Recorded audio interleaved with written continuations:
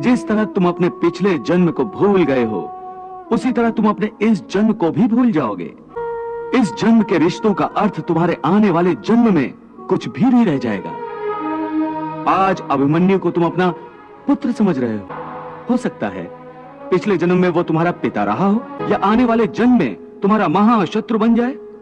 ये रिश्ते, ये नाते सब इस जन्म के हैं। इस जन्म से पहले या इस जन्म के पश्चात इन रिश्तों का कोई अस्तित्व नहीं रहता। ये काका, मामा, भाई, पुत्र, पितामह पिछले जन्म में कहां थे? तुम्हारे क्या लगते थे? और अगले जन्म में ये क्या होंगे, कहां होंगे?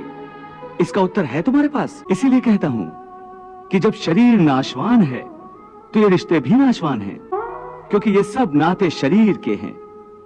और ये जो तुमने अपने पिता का उदाहरण दिया कि उनका तुम्हारा पिता पुत्र का नाता तो समाप्त नहीं हुआ, तो ये भी तुम्हारा भ्रम है। केवल तुम्हारे मन में अभी तक वो रिश्ता जीवित है, क्योंकि तुम अभी तक उसी जन्म में हो।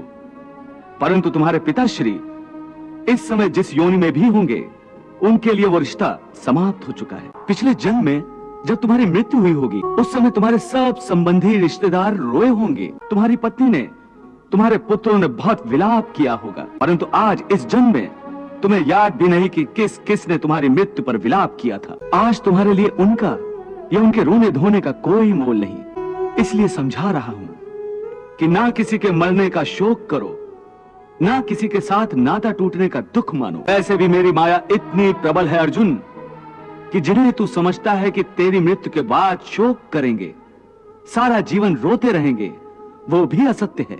मेरी माया के प्रभाव से थोड़े ही दिनों के बाद उन रोने वालों को तू फिर हंसता खेलता देखेगा। क्या तुम बता सकते हो कि पिछले जन्म में तुम्हारे किस रिश्तेदार ने तुम्हारे लिए कितना विलाप किया था? ये रिश्ते शरीर के जन्म के साथ पैदा होते हैं और शरीर की मृत्यु के साथ मर जाते हैं। इसलिए इन रिश्ते नातों के चक्रव्यूह से बाहर आ जाओ। आत्मा अमर है, इस अमर सत्य को पहचानो।